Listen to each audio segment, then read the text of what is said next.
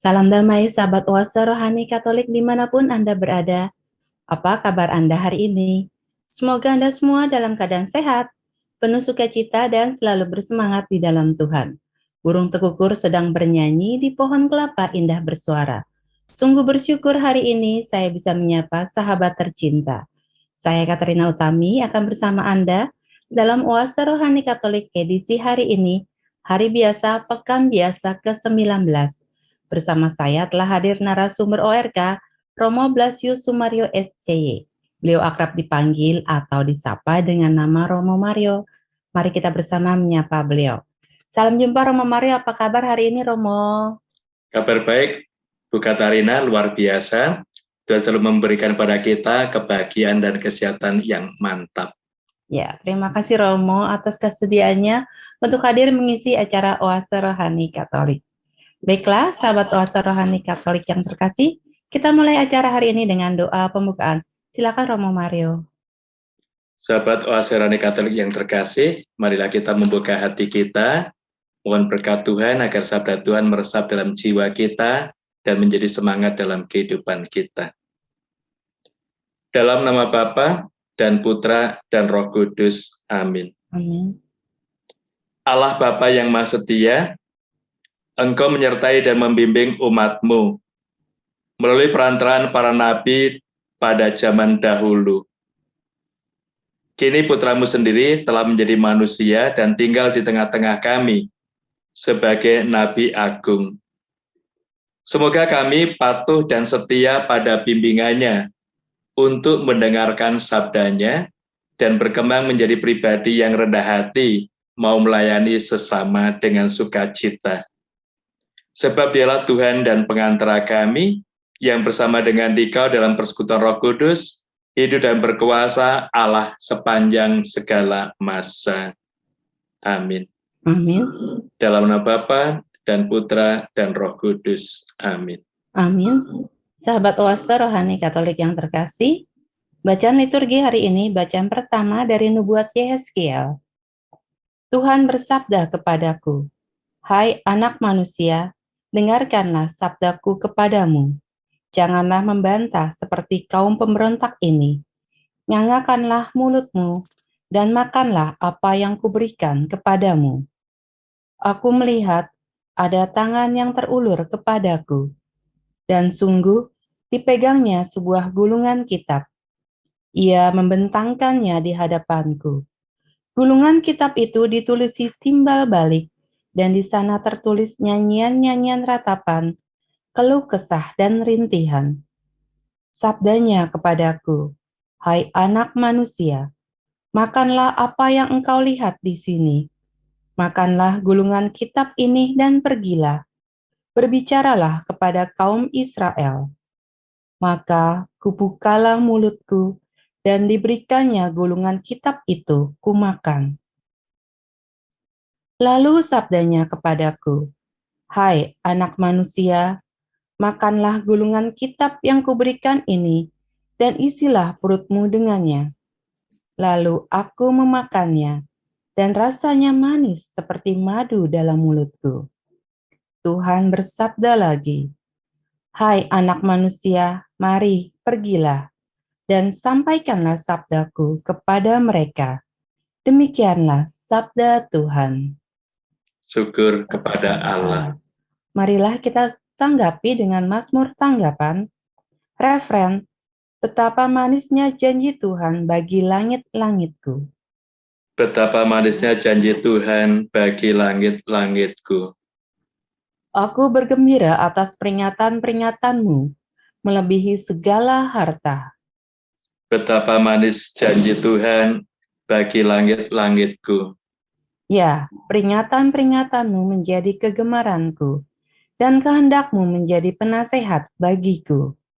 Betapa manis janji Tuhan bagi langit-langitku. Taurat yang kau sampaikan adalah baik bagiku, lebih berharga daripada ribuan keping emas dan perak. Betapa manis janji Tuhan bagi langit-langitku. Betapa manisnya janjimu bagi langit-langitku, melebihi madu bagi mulutku. Betapa manis janji Tuhan bagi langit-langitku. Peringatan-peringatanmu adalah milik pusakaku untuk selama-lamanya, sebab semuanya itu kegirangan hatiku.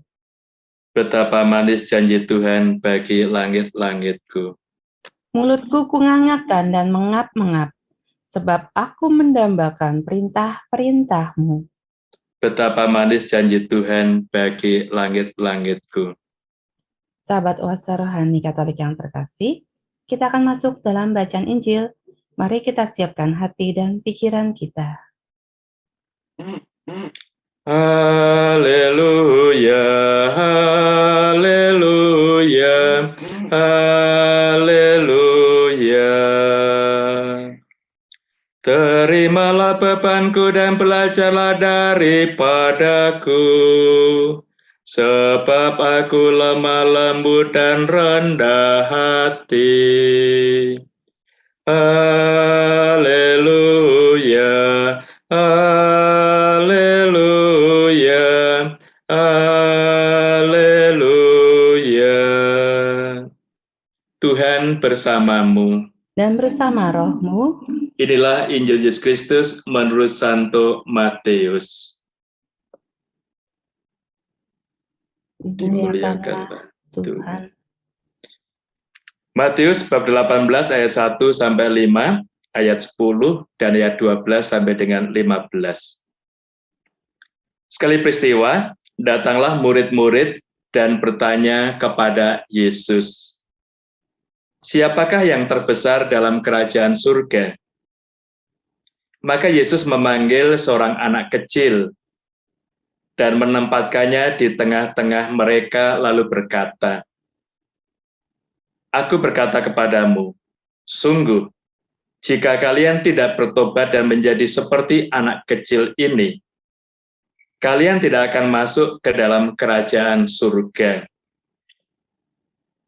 Sedangkan barang siapa merendahkan diri dan menjadi seperti anak kecil ini, dialah yang terbesar dalam kerajaan surga. Sedangkan barang siapa menyambut seorang anak kecil seperti ini dalam namaku, dia menyambut aku. Ingatlah, jangan menganggap rendah seorang pun dari anak-anak kecil ini. Karena aku berkata kepadamu, malaikat-malaikat mereka di surga selalu memandang wajah Bapakku yang di surga." Lalu Yesus bersabda lagi, "Bagaimana pendapatmu?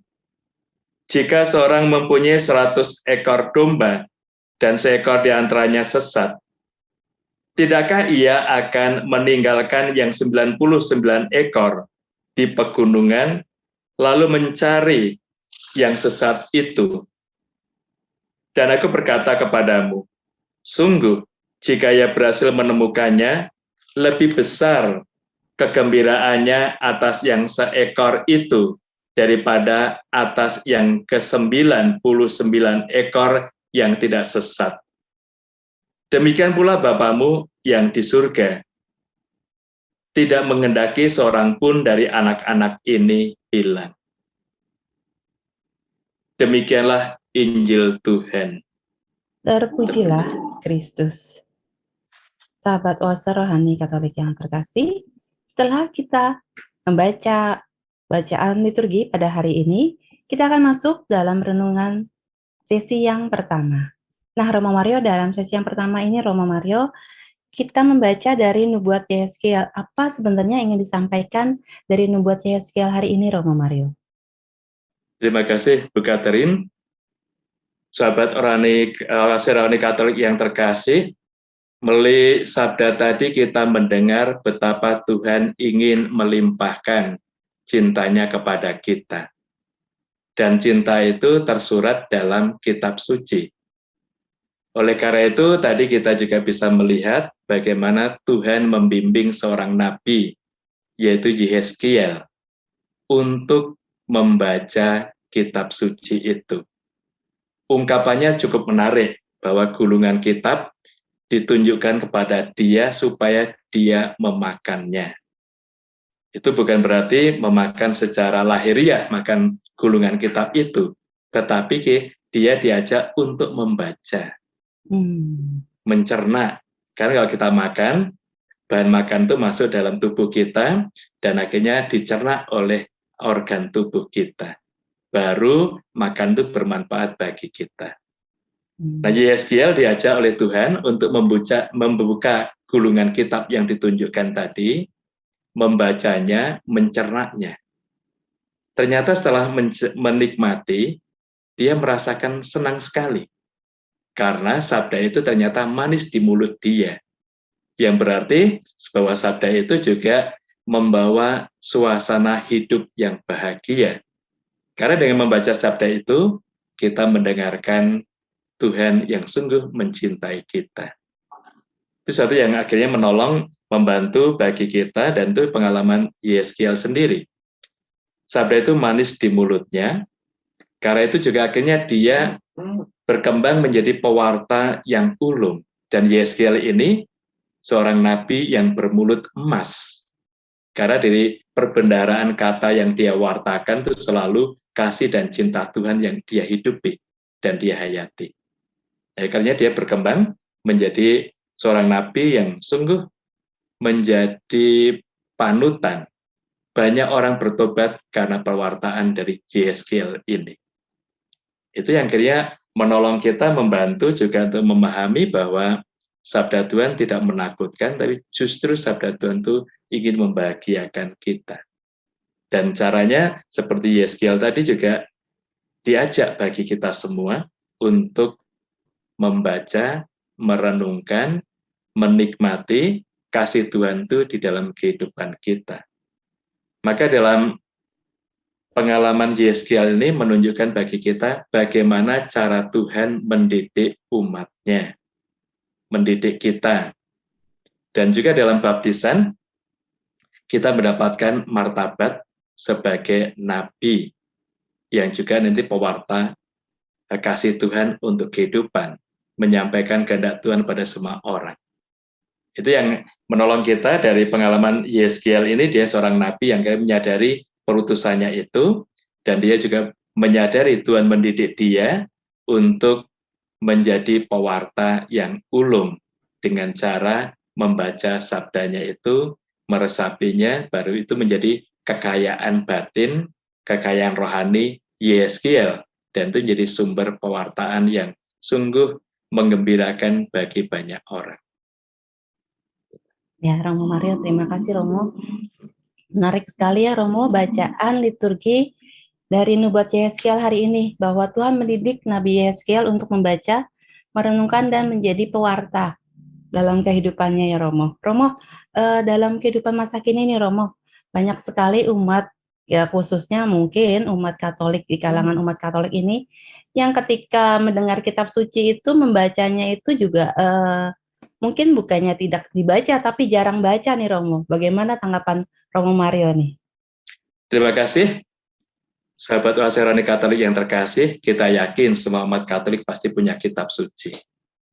Buktinya waktu perkawinan, itu pasti pasangan itu meminta kitab suci diberkati, rosario dan patung Bunda Maria atau salib. Nah, permasalahannya, apakah benda-benda rohani itu digunakan menurut yang semestinya atau hanya disimpan sebagai pajangan? Misalnya kitab suci dipasang di pulpet atau lemari kamar tamu supaya dilihat orang. Kalau itu yang kita lakukan, jelas sabda Tuhan itu bukan menjadi bagian hidup kita. Memang ada bersama dengan kita, tapi di luar dari diri kita.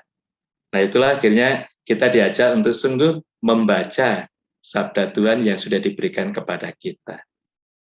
Banyak juga kalau kita sadari, pertemuan lingkungan, terutama nanti bulan Kitab Suci Nasional, kita diajak untuk membaca, merenungkan ini, biasanya sedikit yang datang. Karena merasa takut, tidak terbiasa dengan kitab suci. Atau juga ada sebagian orang merasakan bahwa saya berdosa, saya tidak layak untuk membaca sabda Tuhan. Itu disposisi batin semacam ini yang perlu kita perbaiki. Nah, karena itu kita juga disodorkan kitab suci itu seperti Yeskel itu. Lihatlah gulungan kitab yang tertulis bolak-balik dengan tinta, makanlah berarti bacalah. Nah, itu akhirnya kita sendiri diajak untuk juga membaca teks kitab suci itu, meresapinya, baru kemudian kita akan merasakan betapa Tuhan sungguh mencintai kita. Dan sabda itu akan manis. Kita juga bisa melihat beberapa orang yang sudah membaca kitab suci itu ada daya tarik tersendiri. Setiap hari dia meluangkan untuk membaca kitab suci. Dan akhirnya kitab suci ini juga menjadi perbendaharaan kita. Seperti tadi Yeskiel dengan pengalaman membaca teks kitab suci yang manis di mulut itu, akhirnya itu menjadi sumber pewartaannya. Dia dengan gampang untuk mengingat, menyadari teks kitab suci yang berbicara dalam kehidupan. Ya, Romo Mario.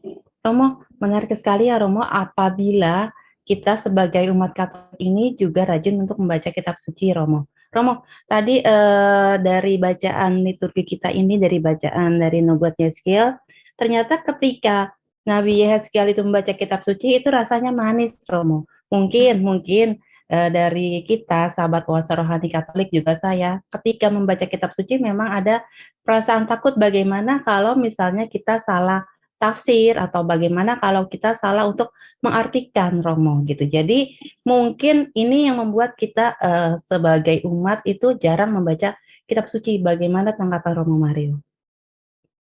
Sahabat Oase Rohani Katolik yang terkasih, bagi kita kalau membaca kitab suci, pikiran kita tidak perlu muluk-muluk mau mencari semua isinya itu. Tapi bagi kita, coba perhatikan teks itu dengan tenang, kemudian teks itu akan menggerakkan hati kita. Nah, kalau teks itu menggerakkan hati kita, baru kemudian kita kembali setelah membaca semua teks, kembali ke teks itu. Dan inilah yang akhirnya teks itu akan tersimpan di dalam hati kita, kesadaran kita, dan itu akan menggerakkan kita selalu. Misalnya, saat kita melihat teks Yeskiel ini tadi, bagi saya pribadi tertarik dengan ungkapan bahwa teks itu manis di mulutku. Itu satu, akhirnya saya tertarik untuk melihat bagaimana itu manis di mulut ini. Nah, kemudian baru kalau kita melihat dari pengalaman Yeskiel ini, akhirnya dia menjadi pewarta yang ulung, menjadi nabi yang mempertobatkan banyak orang karena di pewartaan itu menjadi daya tarik. Dan itulah dari teks yang manis di mulut itu dia kecap terus-menerus, berarti dia sadari terus-menerus dan dia wartakan. Itu menjadi sumber kekayaan. Nah, bagi kita tidak perlu takut untuk memahami teks kitab suci ini. Kita sebenarnya juga terbantu dengan banyak orang yang setiap hari menulis renungan-renungan itu. Namun harus kita perhatikan, renungan-renungan yang ditulis oleh para imam, itu pasti berbeda dengan renungan-renungan yang ditulis para pendeta, atau renungan-renungan yang ditulis oleh saudara-saudara kita dari Protestan. Karena teologinya berbeda, tafsirannya pasti berbeda. Nah, karena itu perlu kita juga memilih renungan-renungan yang sungguh akan menolong membantu kita, yaitu dari banyak renungan-renungan Katolik itu yang sungguh akan mendukung, membantu kita. Ya, terima kasih Romo Mario. Ternyata Romo, pada masa kini itu kita sangat terbantu dengan teknologi ya Romo. Ketika kita membaca kitab suci, kita ingin merenungkannya, kita dapat mengambil renungan-renungan itu dari online Romo ya. Tapi kita juga harus menyaringnya Romo dari yang Katolik Romo. Ya benar, karena kita juga bisa melihat bahwa dari masyarakat kita dengan budaya dan dengan digital yang ada ini banyak menjadi pewarta. Dan kita juga kadang menikmati pewartaan itu. Hanya memang yang kita perlu sadari ada pewartaan-pewartaan yang secara teologi berbeda dengan kita. Karena latar belakangnya juga berbeda. Nah itu kadang-kala juga orang bisa mengalami dalam arti kebingungan kalau kita melihat dari tradisi dan teologi Katolik. Tapi kalau kita memilih dengan banyak renungan yang ada itu, yang dari para uskup, para imam, itu pasti kita akan terdukung, terbantu untuk menghayati ajaran Katolik, ajaran yang sungguh diwariskan dari para rasul itu. Ya, terima kasih Romo Mario. Ada lagi yang ingin ditambahkan Romo dari sesi yang pertama ini? Kita bisa melihat dari pengalaman kasih Tuhan yang mau dicurahkan pada kita ini, memang Tuhan itu tidak bicara langsung dengan kita, tapi dia bicara dengan sabdanya. Dan kita paham bahwa sabda Tuhan itu ditulis oleh para penulis yang dipilih oleh Tuhan, diilhami oleh Roh Kudus. Dan Tuhan membimbing dia dengan ilham Roh Kudus itu. Namun yang juga akhirnya bisa kita sadari, bisa kita perhatikan, dengan bimbingan Roh Kudus itu muncul tulisan-tulisan kitab suci yang menyampaikan sabda dan kehendak Tuhan itu, dan kita juga mempunyai Roh Kudus dalam hati kita. Karena itu kalau kita membaca kitab suci dalam keheningan, kita akan tergetar, tertarik oleh teks-teks yang ada itu. Dan ini akhirnya kita sendiri merasakan teks itu menjadi daya tarik kita, akhirnya manis, menarik bagi hidup kita. Maka ini yang juga membantu kita untuk menghayati sabda Tuhan di dalam kehidupan seperti Yeskiel ini. Lalu yang juga bisa kita sadari, kalau kita membaca teks dengan anggapan, saya pernah membaca, saya pernah mendengarkan, pasti tidak ada hal yang baru yang akan menyentuh hati kita. Tapi kalau kita membaca teks dengan keheningan, justru di situ hal yang baru akan kita temukan.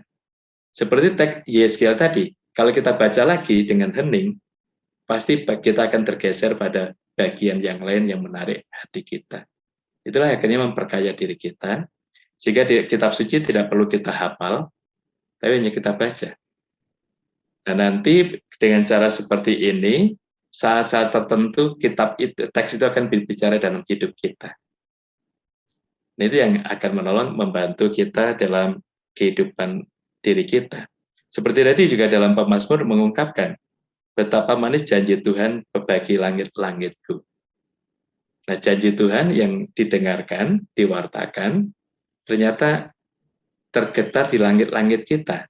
Nah, dengan demikian ada suatu dorongan bagi kita untuk mewartakan janji itu kepada orang lain. Dan kalau kita merasakan kasih dari Tuhan, itu juga akan menggetarkan hati kita, mulut kita, dengan sendirinya kebahagiaan itu pasti akan kita wartakan untuk banyak orang. Ya, terima kasih Romo Mario. Untuk sesi yang pertama ini Romo, kita akan lanjutkan nanti di sesi yang kedua. Sahabat Oase Rohani Katolik yang terkasih, kita akan jumpa kembali di sesi yang kedua. Tetaplah di tempat Anda.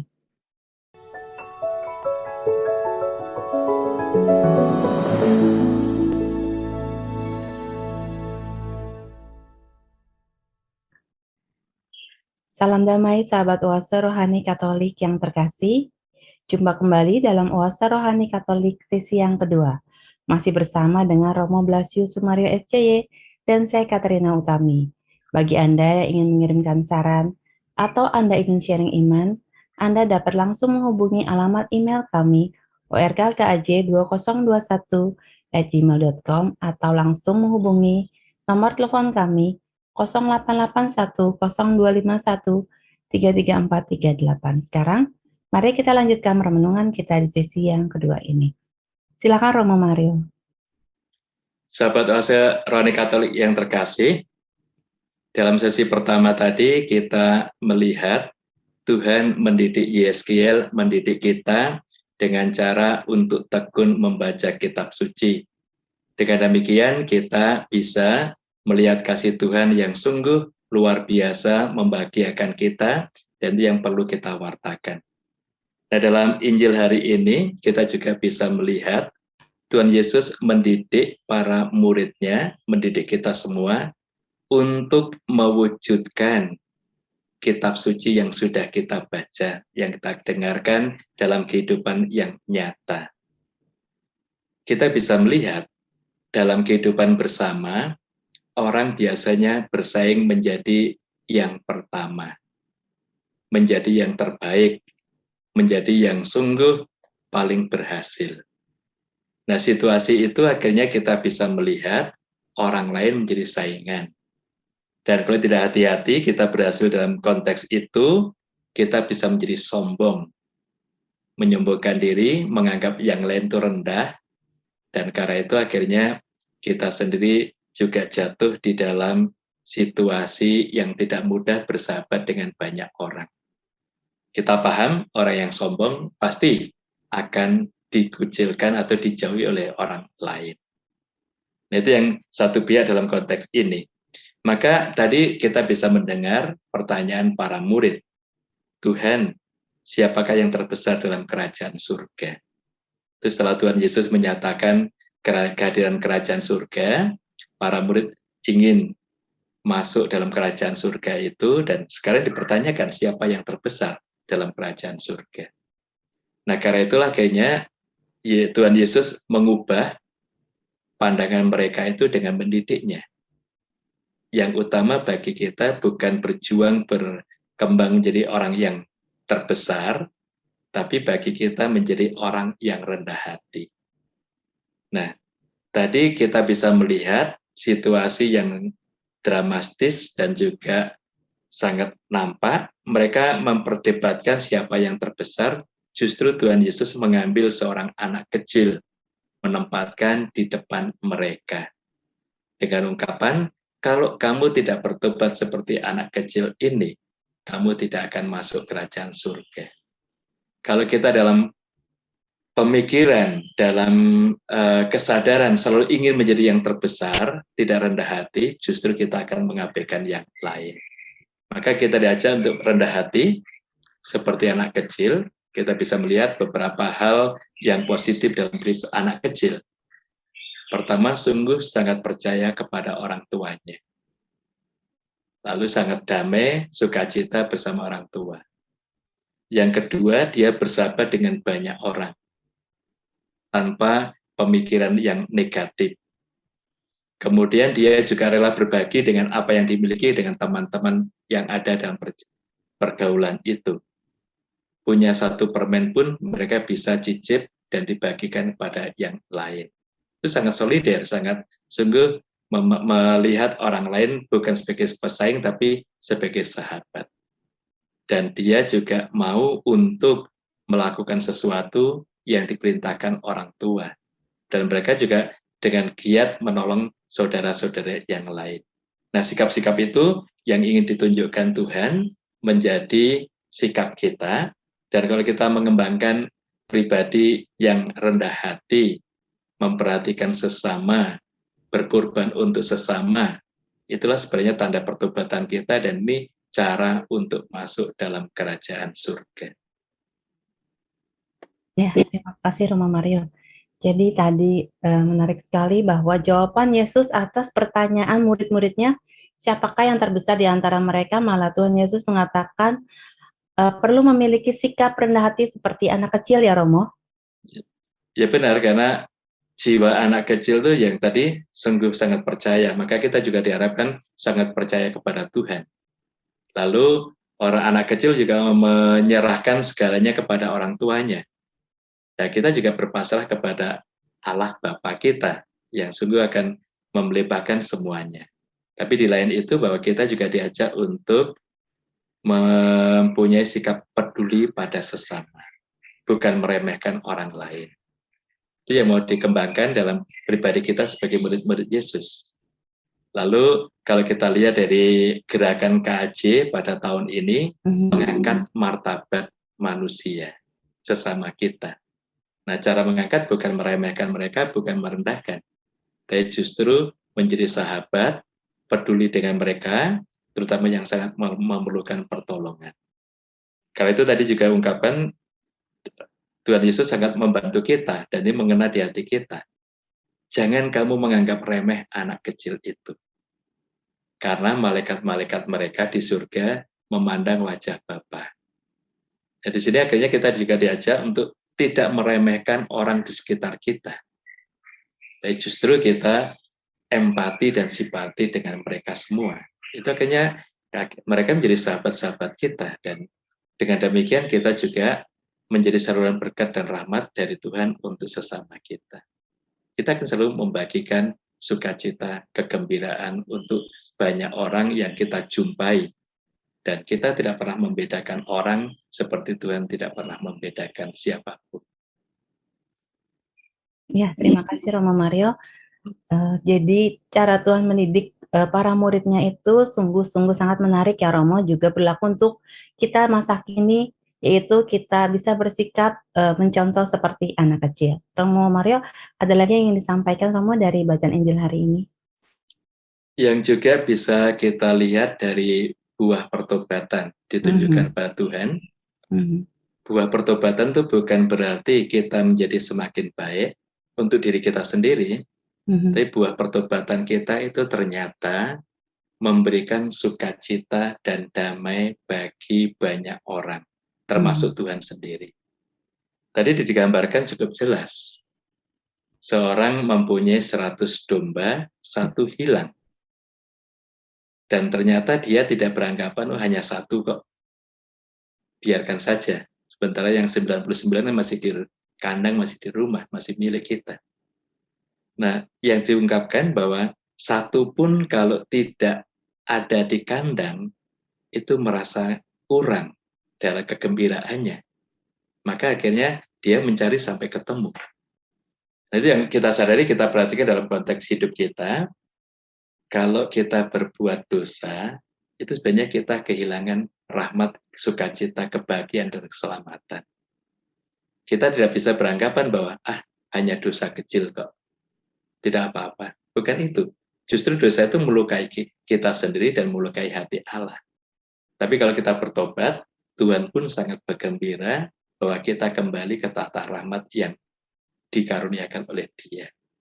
Maka dalam konteks ini juga kita akan menyadari bahwa dalam pengalaman iman, ketika kita dibaptis, kesucian diberikan ke Tuhan kepada kita, semua dosa kita diampuni. Tapi ketika kita berdosa, di situ rahmat kesucian kita hilangkan karena dosa. Nah, saat kita menerima sakramen tobat, rahmat kesucian yang hilang itu diberikan lagi oleh Tuhan kepada kita. Maka kita merasakan sukacita, kegembiraan, dan Tuhan juga bergembira karena rahmat kesucian kita kenakan kembali. Itu yang diungkapkan oleh Tuhan Yesus dalam Injil hari ini. Maka kita juga diajak untuk sungguh bergembira atas rahmat pertobatan, dan kita juga melihat orang-orang sekitar kita pun akan gembira karena dengan pertobatan kita akan mempunyai pembaharuan di dalam hidup. Ya, terima kasih Romo Mario. Sangat menarik sekali bahwa Tuhan juga memperdulikan satu dombanya yang hilang ya Romo. Jadi itu juga mengartikan bahwa ketika mungkin kita merasa berdosa, atau mungkin ada saudara-saudari kita di luar sana yang merasa dirinya itu sangat-sangat berdosa dan dia ingin kembali tapi maju mundur dan merasa bahwa apakah dirinya layak untuk bertobat. Nah, ini mungkin menjadi kekuatan bagi mereka bahwa Tuhan memperdulikan satu domba yang hilang itu ya Romo. Oke, yang perlu juga kita kembangkan sikap kita. Kalau ada orang yang berdosa, biasanya kita ini mengucilkan. Wah, dia bukan sahabat saya lagi, dia berdosa, atau justru menceritakan kelemahan-kelemahan mereka.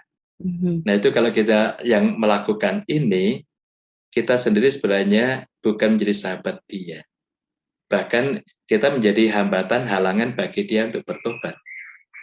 Untuk apa saya bertobat? Saya belum melakukan tindakan sesuatu pun sudah dibicarakan seperti itu. Nah, dalam konteks ini kita diajak untuk mencari, seperti ungkapan tadi, bahwa Tuhan mencari satu domba yang hilang. Maka kita menjadi sahabat dia, mendampingi, jangan sampai nanti itu hilang. Seperti kasus-kasus misalnya dalam keluarga. Ada yang anaknya karena perkawinan itu meninggalkan gereja. Lalu keluarga menghukum, kamu bukan anak saya lagi.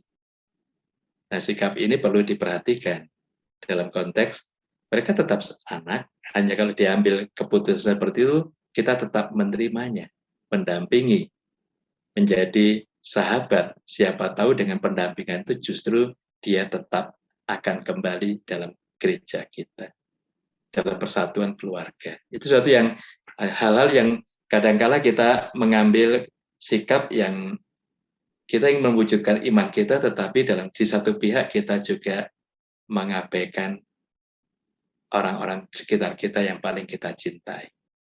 Itu sesuatu yang bisa kita sadari dalam Injil tadi juga diungkapkan, jangan kamu meremehkan salah seorang dari antara kita. Jadi semua tetap menjadi sahabat, menjadi pendamping, dan justru dengan kehadiran kita, perhatian kita, kasih kita yang tidak pernah putus, itu akan mengingatkan kebaikan Tuhan untuk dirinya, dan itu menumbuhkan juga iman kepercayaan. Ya, terima kasih Romo Mario. Sebelum kita tutup acara ini, Romo, ada kesimpulan yang ingin disampaikan dari permenungan Romo yang pada hari ini.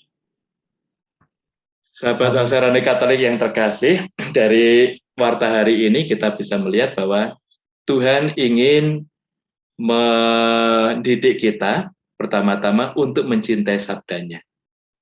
Dan dari sabda itu kita akan merasakan kebaikan Tuhan, dan kebaikan Tuhan itu sungguh akan tersimpan dalam pribadi kita menjadi modal untuk diwartakan.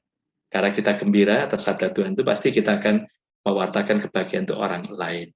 Dan dalam Injil, kita diajak untuk mengimplementasikan sabda Tuhan itu di dalam kehidupan yang konkret, terutama memperbaiki sikap kita. Bukan sombong, menganggap diri paling benar dan paling baik, tapi justru rendah hati di hadapan Tuhan dan sesama. Kita tidak meremehkan orang lain, tapi justru kita menjadi sahabat. Dengan cara itu kita juga akan bisa menemukan kerapuan kita sendiri dan kita bertobat, atau kita mendampingi saudara-saudari kita. Dengan demikian bisa kembali menikmati kebaikan Tuhan itu dan hidup bahagia sebagai umat-Nya. Ya, terima kasih Romo Mario untuk permenungan hari ini, sangat indah dan sangat menarik sekali Romo, dan dapat juga menginspirasi kami untuk selalu mendengarkan sabda Tuhan dan mengimplementasikannya dalam kehidupan kami sehari-hari. Baiklah Romo, kita sudah ada di penghujung acara, sahabat puasa rohani Katolik yang terkasih. Kita akan tutup acara hari ini dengan doa penutup dan berkat kasih karunia Allah melalui Romo Mario. Silakan Romo. Sahabat puasa rohani Katolik yang terkasih, marilah kita mengakhiri pertemuan kita dengan bersyukur dan berdoa kepada Tuhan. Dalam nama Bapa dan Putra dan Roh Kudus. Amin. Amin. Allah Bapa yang Maha Rahim, Engkau telah memuaskan lapar dan dahaga kami akan kebenaran dan kasih-Mu melalui sabda-sabda-Mu. Dan Engkau mengendaki kami supaya kami menerima, membaca, mengolah, dan memakan sabda itu di dalam kehidupan sehari-hari. Berkatilah kami semua, dan juga curahkan rahmat-Mu untuk hidup kami, supaya kami juga berkembang menjadi pribadi yang rendah hati di hadapan-Mu dan sesama, dan saling mendukung untuk perjalanan iman. Berikanlah hati yang sederhana, yang selalu bersedia menerima serta mengampuni siapapun yang bersalah kepada kami. Sebab hanya oleh karena rahmat dan pengampunan-Mu, kami mempunyai harapan akan sukacita surgawi. Dengan perantaraan Kristus, Tuhan kami. Amin. Amin. Tuhan bersamamu. Dan bersama roh-Mu, Hidup, karya, doa, dan seluruh anggota keluarga kita selalu dibimbing berkat Maha Kuasa, Bapa dan Putra dan Roh Kudus. Amin. Amin. Sahabat puasa rohani Katolik yang terkasih, demikianlah acara kita pada hari ini. Semoga apa yang telah disampaikan oleh Romo Mario dapat menambah semangat iman bagi kita untuk mendengarkan sabda dan menjadi rendah hati. Akhir kata kami berdua, Romo Blasius Sumario SCY dan saya Katrina Utami, pamit undur diri, sampai jumpa pada edisi Oase Rohani Katolik berikutnya.